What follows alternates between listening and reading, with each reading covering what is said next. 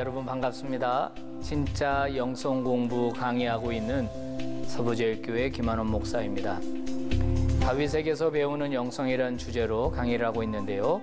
오늘은 그 17번째 시간입니다. 압살롬의 반역이라는 제목으로 오늘 강연을 하도록 하겠습니다. 한 재미있는 책 한 권이 있습니다. 책 제목이 배신입니다. 그리고 부제로 21세기를 살아가는 지혜 이렇게 되어 있습니다. 6명의 저자가 공동 집필한 책인데요.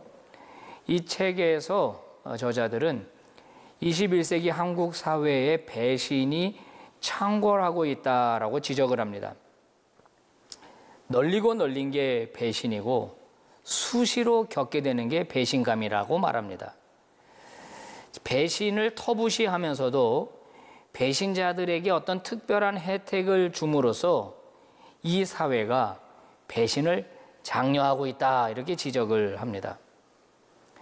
배신이라고 하는 것이 인간의 본선적 기질이고 또 치열한 경쟁 사회에서 살아남기 위해서 성공과 출세를 하기 위해서 이 배신이 필수품이라고 할지라도 자신의 이익을 위해서 남을 속이고 배신하는 것은 절대로 정당화될 수가 없습니다. 물론 배신을 다 나쁘다고 볼 수도 없습니다. 그 배신을 통해서 이익이 누구에게로 돌아가느냐를 보면은 알 수 있는데요.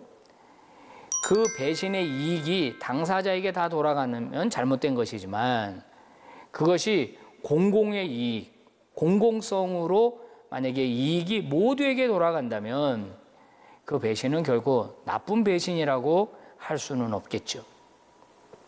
내가 속한 집단의 이익을 옹호하는 대신 더 큰 집단의 신뢰를 지키려고 하는 노력으로서의 배신은 배신이 아니다라고 하는 것입니다.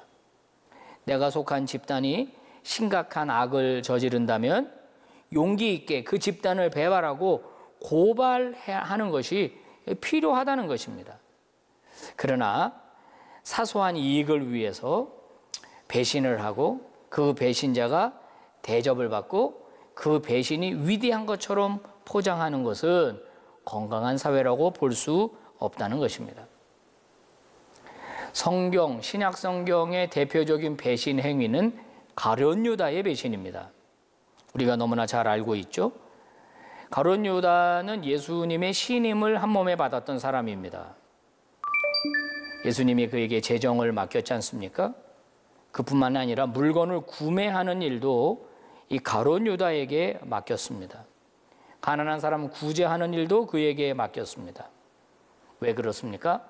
그만큼 그를 신뢰했기 때문이고 또 가룟 유다는 그만큼 명석하고 그리고 아주 똑똑했기 때문입니다.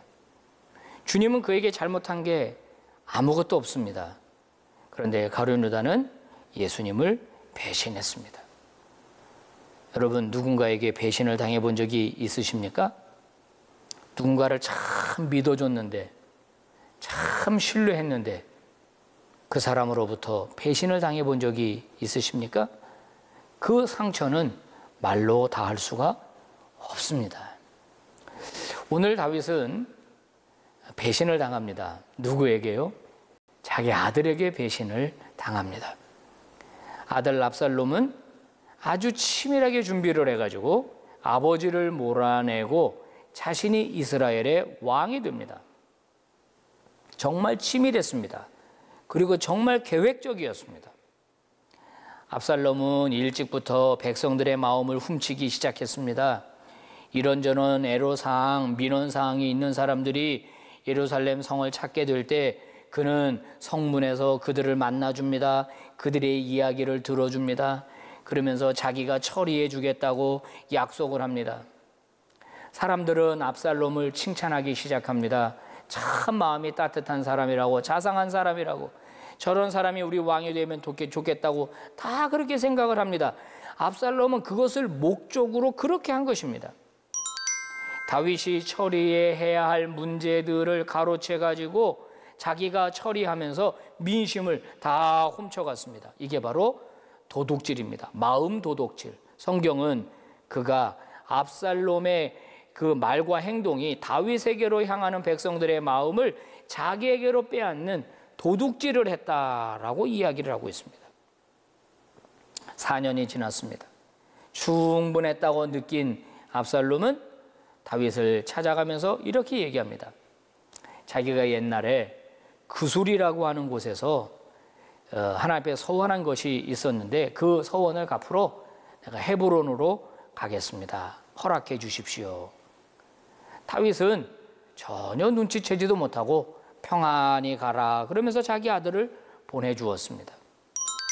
여러분, 헤브론은 산악도시인데요, 아시는 바와 같이 이스라엘의 왕이 되기 전에 유다 지파만의 왕으로서 다윗이 있었던 곳이 바로 이 헤브론입니다. 다윗은 7년 6개월 동안 이 헤브론에서 유다 지파의 지도자 노릇을 했습니다. 그런데 다윗이 나라를 통일하면서 그 수도를 예루살렘으로 옮겼죠. 아마 그로 인해서 그 헤브론에는 어떤 불만, 다윗의 정책에 대한 불만을 가진 사람들이 많이 있었던 것으로 그렇게 생각합니다. 그러니까 이 압살롬은 다윗의 정책에 대해 불만을 느낀 사람들까지 포섭해가지고 바로 이 헤브론에서 바로 이 역적 행위를 하겠다는 것입니다. 쿠데타를 일으키겠다라고 하는 거예요. 압살롬은 이스라엘 모든 지파에다가 사람들을 다 보내놨습니다. 그리고 헤브론에서 나팔 소리가 들리거든 압살롬이 헤브론에서 왕이 되었다라고 하는 포고령을 통지하라고 일러두었습니다. 이 말은 이미 압살롬이 아주 치밀하게 12지파 안에 자신의 사람들을 만들어 놓고 심어 놓고 이미 포섭했다는 것입니다. 어느 날 갑자기 다윗이 전령으로부터 소식을 듣게 됐습니다. 압살롬이 헤브론에서 왕이 되었다. 모든 민심이 다 압살롬에게로 돌아갔다. 이 말을 듣자마자 다윗은 즉각적으로 예루살렘에 있는 모든 신하들을 불러서 피난 계획을 발표합니다. 세번역 성경을 보면 그때가 얼마나 긴박했는지를 우리에게 알려주고 있는데요, 들어보시기 바랍니다. 서둘러서 모두 여기에서 도망가자. 머뭇거리다가는 아무도 압살롬의 손에서 살아남지 못할 것이다. 어서 이곳을 떠나가자. 그가 곧 와서 우리를 따라잡으면 우리에게도 재앙을 입히고 이 도성도 칼로 칠 것이다. 다윗의 이러한 제안에 신하들도 동의를 했고 그들은 긴박하게 왕궁을 빠져나갔습니다. 왕은 무슨 이유에서인지 자신의 가족들은 다 따르게 했지만은 후궁 10명을 왕궁에 남겨두었습니다. 왜 그랬을까요? 이건 뭐 철저하게 제 생각입니다만은 이 후궁 10명을 남겨두고 갔을 때 압살롬이 성에 들어와서 이 후궁들을 만약에 자신의 여성들로, 자신의 여인들로 취하면 명백한 반역 행위가 증명이 되는 셈입니다. 자기가 왕이 됐다라고 하는 것을 공개적으로 보여주려고 하는 것이니까 정말로 이 압살롬에게 그런 의도가 있느냐, 이거를 아마 확인하고 싶었던 것은 아닌가. 뭐 어디까지나 제 생각입니다. 또 하나 궁금증이 드는 것은 왜 다윗은 압살롬과 싸우지 않았는가 하는 점입니다. 왜 성을 지키지 않았는가? 왜 자신의 왕권을 지키지 않고 도망갔는가 하는 점입니다. 다윗의 군대는요 충분했습니다. 많은 사람이 압살롬에게 넘어갔다고 하더라도 다윗의 군대는 충분했습니다. 나중에 압살롬 군대와 전면전을 벌일 때 어떡합니까? 다윗의 군대가 훨씬 강하지 않습니까? 그리고 압살롬의 군대를 이기거든요. 그리고 또 하나, 지금 예루살렘 성이라고 하는 것은 산 위에 세워진 천연의 요새입니다. 이거를 함락시킨다는 것은 쉬운 일이 아니에요. 다윗이 여부수 족속으로부터 이 예루살렘 성을 빼앗을 때도 정말 고생 많이 하지 않았습니까?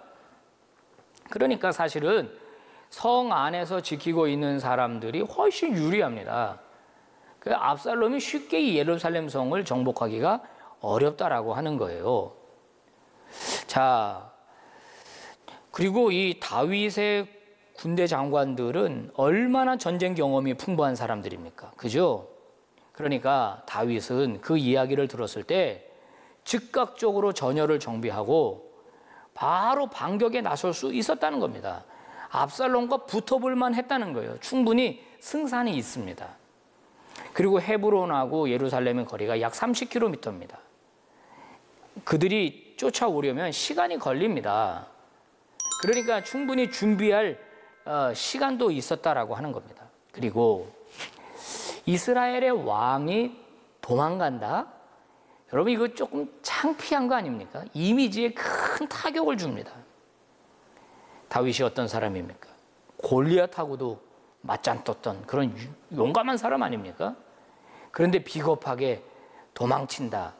이건 다윗의 이미지와 잘 맞지 않습니다. 자, 이런 여러 면을 고려했을 때 다윗은 얼마든지 압살롬과 붙어볼 만했는데 왜 이렇게 피난길을 선택한 것일까? 그것은 아들을 사랑했기 때문입니다. 다른 사람은 몰라도 아들을 상대로 전쟁을 벌이고 싶지 않았던 겁니다. 아들이 비록 잘못을 했어도 반역을 했어도 그 아들과 싸우고 싶지 않았던 거예요. 나중에 이 압살롬과 전면전이 벌어질 때도 다윗은 부하들에게 특별히 부탁하잖아요. 압살롬 죽이지 말아달라고. 압살롬은 죽이지 말아달라고. 그만큼 아들을 사랑했던 다윗입니다. 그리고 아들이 죽었다는 이야기를 듣고 통곡했습니다. 그냥 통곡했어요. 그놈 죽어서 시원하다가 아닙니다. 반역을 일으켰던 놈 잘 죽었다가 아닙니다. 아들이 죽었다는 이야기를 듣고 진심으로 가슴 아파서 눈물을 흘려서 요압 장군에게 책망을 듣지 않습니까? 아들은 아버지를 배신해서 아버지 등에 칼을 꼽았는데 아들은 자신의 등에 칼을 꼽은 그 아들을 오히려 껴안고 사랑하는 모습입니다.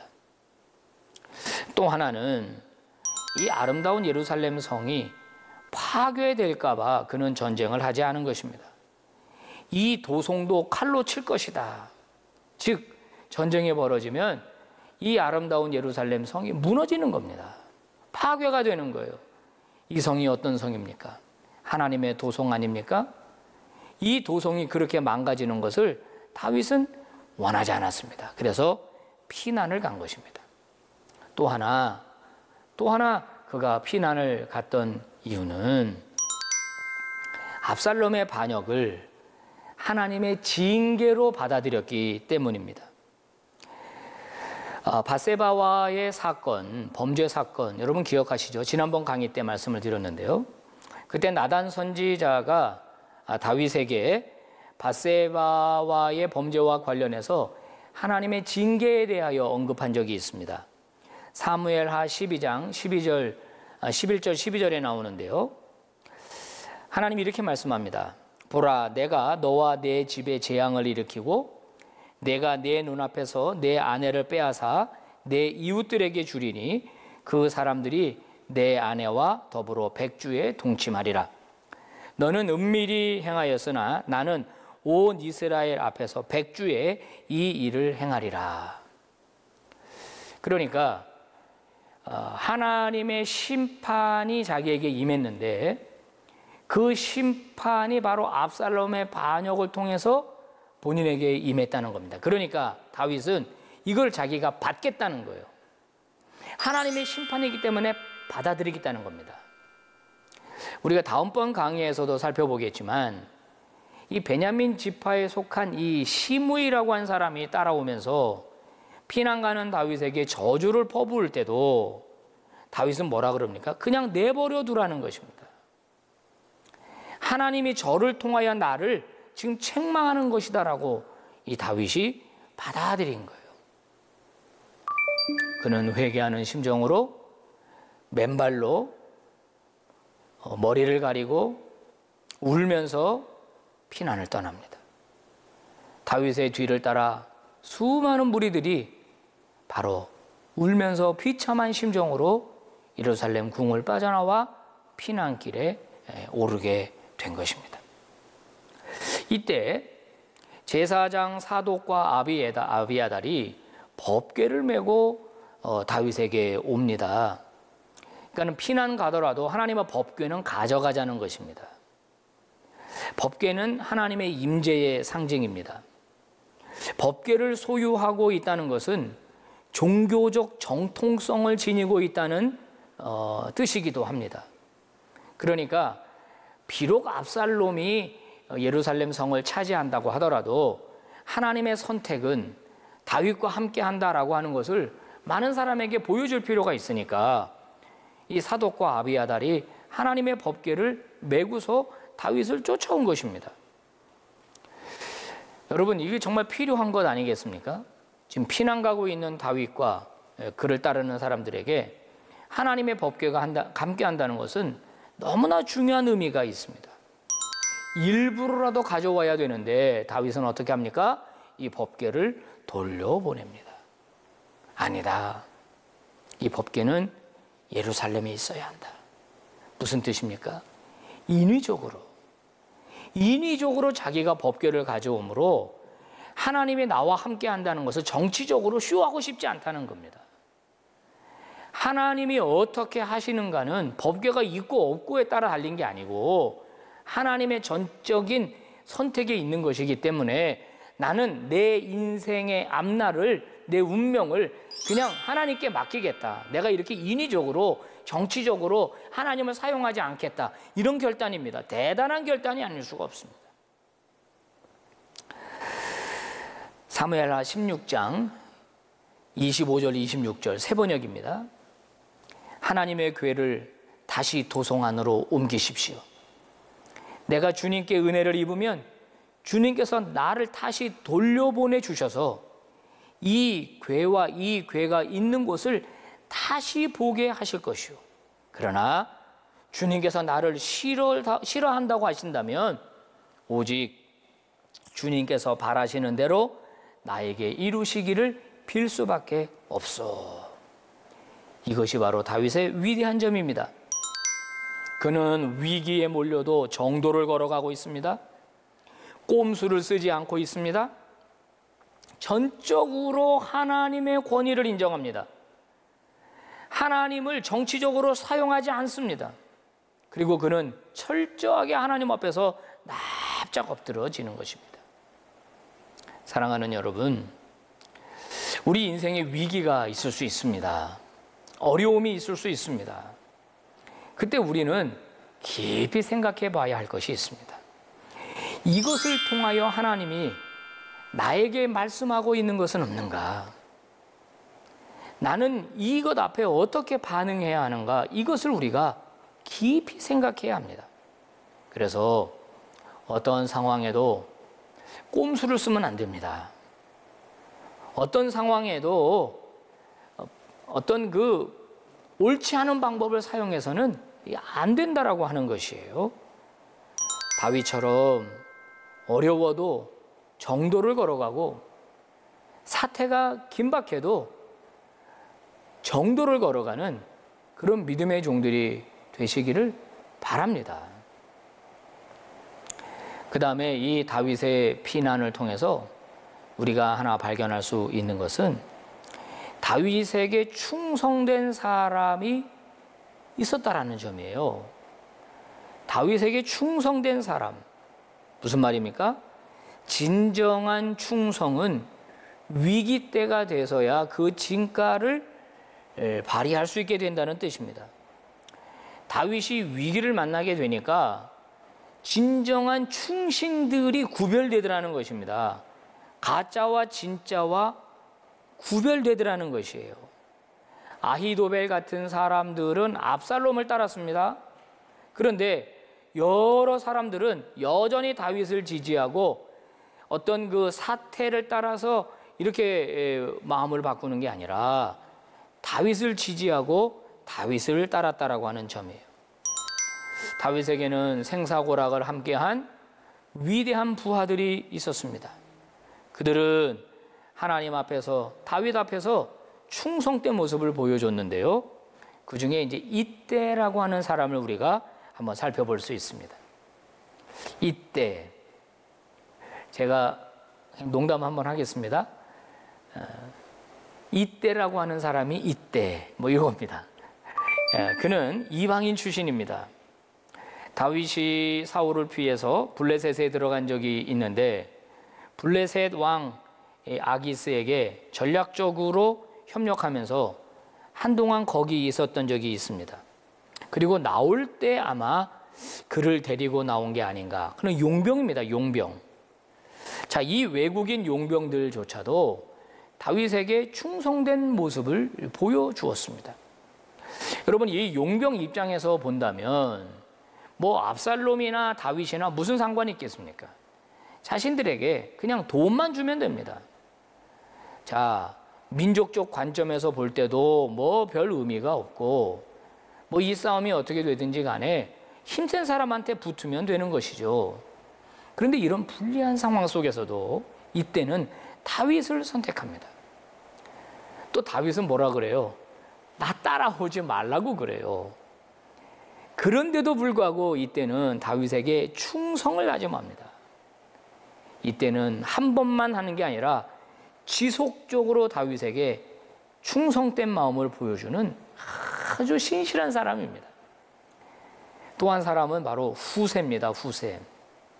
그는 옷을 찢고 흙을 머리에 뒤집어 쓰고 다윗을 맞이하러 나옵니다.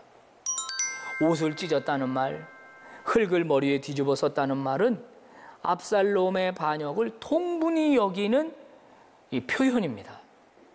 그만큼 저도 속상합니다. 그만큼 저도 안타깝습니다. 그러면서 다윗에게 나아오죠. 다윗은 그런 후세에게 자신을 따라오지 말라고 말합니다.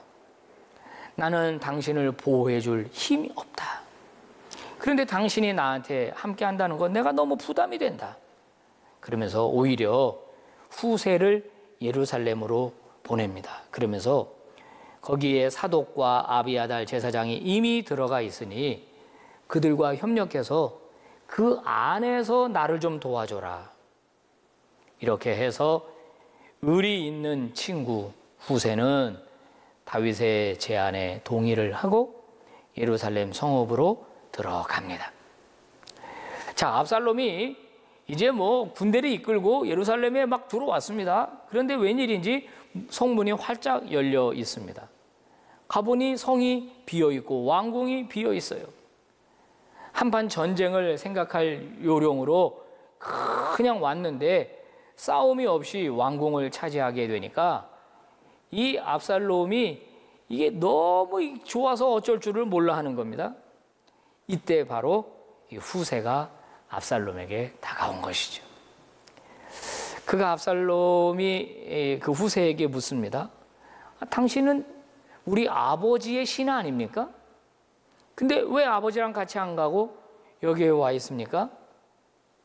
그랬더니 후세가 뭐라 그래요? 나는 이제 당신을 섬길 거다. 이제 아버지 시대는 끝났다. 나는 이제 당신의 신하 노릇을 하겠다. 이렇게 이야기를 하죠. 그랬더니 압살롬이 오히려 나무라요. 후세를 네가 어찌하여 네 친구와 함께 가지 아니하였느냐? 너 왜 우리 아버지를 배신했느냐? 그러면서 책망을 해요. 이 머무든 개가 머무든 개 나무란다고? 지금 누가 누구를 나무로 하는지 모르겠습니다. 후세는 압살롬에게 이렇게 말합니다. 앞으로 나는 당신을 섬길 것입니다. 다윗을 섬긴 것처럼 압살롬 당신을 섬길 것입니다. 물론 이 말은 속임수입니다. 후세는 다윗의 사람입니다. 압살롬은 너무 쉽게 예루살렘을 차지한 것에 도취된 나머지 후세의 말을 믿어버리죠. 아버지를 따르던 자가 이제 나를 따른다. 아마 거기에 우쭐했던 것 같습니다. 하지만 후세는 바로 다윗이 그 성 안에 남겨둔 다윗의 비밀 참모였죠. 사실 다윗이 후세에게 이런 부탁을 했거든요. 사무엘상 15장 34절 보면 이렇게 나옵니다. 네가 만일 성읍으로 돌아가서 압살롬에게 말하기를 왕이여 내가 왕의 종이니이다. 전에는 내가 왕의 아버지의 종이었더니 이제는 내가 왕의 종이니이다 하면 네가 나를 위하여 아히도벨의 모략을 패하게 하리라. 이 아히도벨이라고 하는 참모가 압살롬에게 있었거든요. 아히도벨이 어떤 계략을 낼 때 후세가 거기에 반대함으로써 아히도벨의 계략이 통과되지 않게 해달라는 것입니다. 실제로 아히도벨은 압살롬에게 당장 추격할 것을 요구했습니다. 지금 빨리 따라잡아야 한다. 그렇지 않으면 왕을 칠 수 없다. 그러니까 지금 빨리 추격조를 편성해서 빨리 쫓아가야 된다. 이렇게 얘기했습니다. 그 말이 맞습니다. 근데 후세가 뭐라 그럽니까? 아닙니다. 그게 그렇게 쉬운 얘기가 아닙니다. 그러면서 아히도벨의 의견에 반대했죠. 당신의 아버지 다윗은 그동안 그런 게릴라전에 능했던 사람입니다. 이미 강을 건넜고 어느 굴에 들어가 숨어 있는지 모릅니다.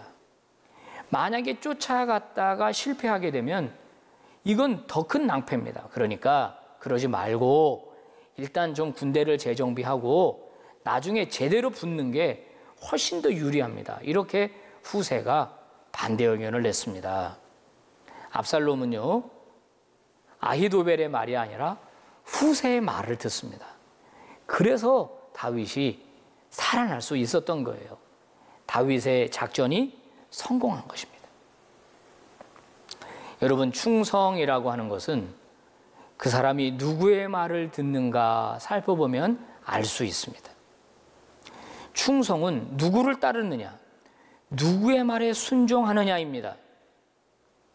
어떤 여건에도 관계없이 끝까지 그 사람을 따른다면 그것은 충성입니다. 여러분, 충성은 나에게 별 이익이 돌아오지 않을 때 그 진정성이 나타나게 되어 있습니다. 다윗 어떻게 될지 모릅니다. 다윗을 따랐다가 낭패를 볼 수도 있습니다. 만약에 그걸 생각한다면 다윗을 따를 수가 없죠. 그런데 후세 어떻게 합니까? 다윗의 말을 순종합니다. 다윗에게 상황이 불리하게 돌아갔는데도 다윗을 지지합니다. 이게 뭐예요? 이게 바로 충성이다. 다윗에게 충성이다라고 하는 겁니다. 다윗은 참 행복한 사람이었습니다. 왜냐하면 그의 주변에 다윗을 위하는 사람들이 너무 많았기 때문이에요. 다윗에게 협력하는 사람들이 너무 많았기 때문이에요. 그래서 다윗은 위기를 다 넘어갈 수 있었고 그의 왕직을 성공적으로 수행하고 감당할 수 있었어요. 사랑하는 여러분, 그런데 요즘 이 충성이란 단어의 진가가 점점 빛을 발하는 것 같습니다. 잠언 20장 6절은 우리에게 이렇게 말씀하죠. 많은 사람이 각기 자기의 인자함을 자랑하나니 충성된 자를 누가 만날 수 있으랴. 자, 사람에게 충성은 둘째치고라도 예수 그리스도에게 충성하는 것, 여러분, 이것이 우리 그리스도인들에게 필요한 것 아니겠습니까? 자, 예수를 믿는데 편하게 믿는다라는 말이 있죠. 무슨 말입니까? 예수를 믿고 복음 받고 싶고, 예수 믿고 잘 되고 싶고, 예수 믿고 평안을 얻고 위로를 바라고 복을 바라고, 그런 사람들은 많은데 하나님의 나라를 위하여, 하나님을 위하여 충성하는 사람은 그렇게 많지 않다는 것입니다. 오늘 우리의 세상이 아히도벨 같은 사람을 더 인정해 주는 분위기입니다. 그래서 끝까지 충성하는 사람은 미련한 사람이고, 어떻게 하든지 출세하면 되고, 배신해서 돈 벌면 되고, 어떻게든지 윗자리에 올라가면 되고, 그런 걸 또 좋아하는 분위기에 갔단 말이에요. 그래서 잠언 24장 19절은 우리에게 이렇게 말씀합니다. 너는 행악자들로 말미암아 분을 품지 말며 악인의 형통함을 부러워하지 말라. 부러워하지 말라. 세계적인 기업이었던 소니의 창립자 모리타 아키오 회장, 이분 참 유명한 경영인입니다. 이분은 소니를 한참 키울 때 이 직원, 사람의 중요성을 이렇게 갈파했습니다. 직원 채용은 아주 중요한 구매입니다. 가령 한 직원이 정년 퇴직할 때까지 10억 원을 받는다고 칩시다. 그렇다면 회사에서 한 직원을 채용한다는 것은 당연히 10억짜리 물건을 사는 셈이 됩니다. 상당히 고가입니다. 그래서 함부로 살 수가 없는 것입니다. 핵심 인재를 확보하기 위한 투자를 강조했다고 합니다. 어떤 기계 장치보다 시스템보다 사람에 대한 투자가 더 중요하다. 그래서 이 사람을 잘 뽑아야 회사가 잘 된다. 맞는 말이죠. 맞는 말입니다. 자, 경쟁력 있는 회사가 되려면 사람이 중요하다. 맞습니다. 이게 회사에만 그런 게 아닌 것 같아요. 하나님의 나라에도 사람이 중요합니다. 교회에도 사람이 중요합니다. 사도 바울이 고린도전서 4장 1, 2절에서 이렇게 말했습니다. 사람이 마땅히 우리를 그리스도의 일꾼이요 하나님의 비밀을 맡은 자로 여길지어다. 그리고 맡은 자들에게 구할 것은 충성이니라. 이렇게 말했습니다. 당시 고린도 교회가 분파 싸움이 있었다는 거 여러분 아시지 않습니까? 자, 사람을 따름으로 인해서 분파 싸움이 일어났는데 바울이 뭐라 그래요? 사람의 일꾼이 되지 말아라. 우리는 하나님의 일꾼이다. 예수 그리스도의 일꾼이다. 그리고 우리에게 필요한 것은 바로 충성이라는 것입니다. 충성. 누구에 대한 충성이겠습니까? 하나님에게 대한 충성. 예수 그리스도에게 대한 충성이라는 거예요. 그래서 사람을 따름으로 인해서 나에게 주어지는 그 작은 이익에 넘어가지 말고, 조금 내가 불이익을 받는다고 하더라도, 조금 내가 손가락질을 받는다고 하더라도 우리는 하나님의 일꾼이 되어야 한다. 그리스도의 일꾼이 되어야 한다. 하나님의 평가를 생각하라. 그래서 하나님 앞에 충성하게 되면 누가 알아주든지 알아주지 않든지 간에 하나님 앞에서 하나님을 생각하고 하나님께 충성하면 하나님으로부터 칭찬과 상이 있을 것이다. 이렇게 이야기를 합니다. 그렇습니다. 우리 하나님은 충성된 자를 기뻐하십니다. 바알에게 무릎 꿇지 않은 7,000명을 내가 남겨두었다.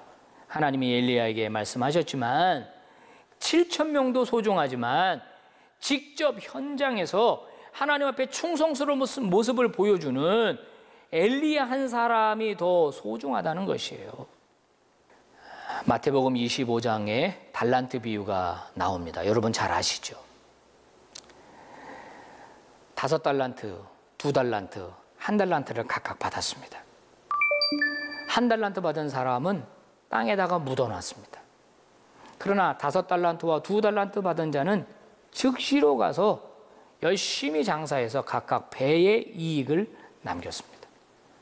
돌아온 주인이 5달란트 받은 자와 2달란트 받은 자, 각각 5달란트와 2달란트를 남긴 자에게 칭찬하지 않습니까? 뭐라고 칭찬합니까? 내가 작은 일에 충성하였다. 여러분, 5달란트와 2달란트를 남긴 것은 엄청난 차이입니다. 이거를. 근데 주인이 볼 때는 똑같이 작은 일이라는 거예요. 1달란트가 얼마나 큰 돈입니까? 그러면 5달란트를 더 남긴 사람에게는 더 칭찬을 해야 되는데 주인은 그렇지 않아요. 주인은 아주 풍요로운 분입니다. 부자입니다. 5달란트와 2달란트는 사람 입장에서, 종의 입장에서 봤을 때 큰 돈이지 주인에서 입장에 봤을 때는 작은 돈이에요. 작은 일에 충성했다 그럽니다. 그럼 이 한 달란트 받은 사람 한번 생각해 보십시다. 이 사람이 주인한테 가서 뭐라 그래요? 이거 장사하다가 날려먹으면 내가 야단 맞을까 봐 이렇게 파묻었다가 도로 가져왔습니다. 그때 주인은 그에게 악하고 게으른 종이라고 책망을 합니다. 한번 만약에 이 한 달란트 받은 사람이 진짜로 한 달란트 가져가서 열심히 일을 했다고 가정해 봅시다. 그래서 한 달란트를 더 남기지 못하고 오히려 본전을 반 까먹었다. 그러면 주인이 와서 뭐라고 할까요? 막 뭐라고 할 것 같습니까? 저는 아니라고 생각합니다. 5달란트, 2달란트도 작은 거라고 말하시는 분인데 한 달란트 받은 사람의 그 중심, 열심히 충성한 태도, 이거를 보고서 잘했다. 참 너 애썼구나. 야, 너 다시 한번 해봐. 그러면서 5달란트 더 남긴 거를 가져다가 한 달란트 받은 자한테 주면서 다시 한번 기회를 줬을 것 같습니다. 이건 물론 제 생각입니다만은 여러분, 이 성경에서 나오는 이 주인, 우리 하나님은 그런 분입니다. 충성은 태도입니다. 태도. 변하지 않는 태도입니다. 태도. 오늘의 양식이라고 하는 묵상집이 있지 않습니까? 제가 거기서 읽은 이야기입니다. 부산에 살고 있는 어떤 아주머니가 아주 영리한 개를 한 마리 키우고 있었답니다.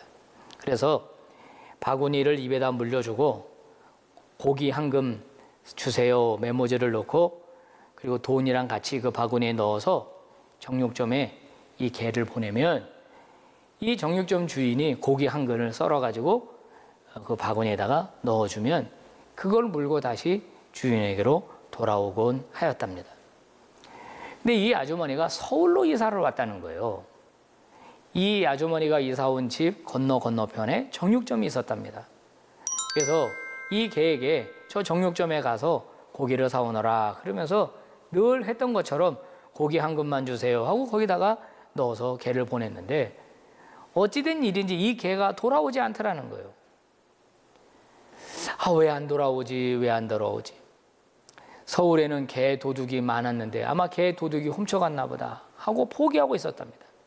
그런데 시간이 한참 지나고 나서야 자기가 시장을 가려고 하는데 그 개가 저쪽에서 오더라는 거예요. 너무 반가워가지고 그 개를 끌어왔는데 그만 개가 푹 쓰러져가지고 죽어버렸다는 거예요. 탈진해서 죽은 것입니다. 알고 봤더니 그 바구니에는 고기가 있었는데 고기가 좀 부패되어 있었다는 겁니다. 이 개는 늘 하던 대로 부산으로 갔다 왔다는 거예요. 부산으로. 이 아주머니는 이 개의 죽음 앞에 눈물을 흘렸다는 겁니다. 이 개에게 우리가 무엇을 배울 수 있겠습니까? 여러분, 충성진명이라는 말 들어보셨습니까? 충성진명. 목숨을 바쳐서 충성하다. 우리 인간의 입장으로 보면 미련하죠. 그 앞에 고깃집이 있는데 그 부산까지 갔다 올 일입니까?